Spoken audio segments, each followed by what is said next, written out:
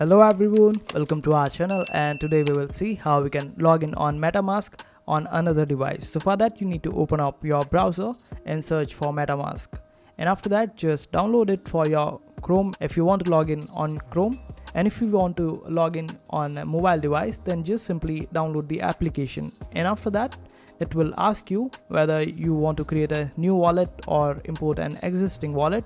Since you want to log in on another device, so I'm assuming that you already have an account. So after that just click on import an existing wallet, then click on I agree.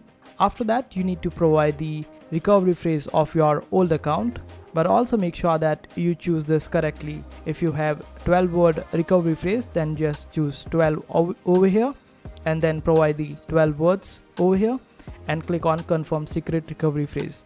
This way you would be able to log into your existing MetaMask account on another device, and that's how you do it. I hope this video was helpful. Make sure to hit that like button and also subscribe to our channel for more helpful videos.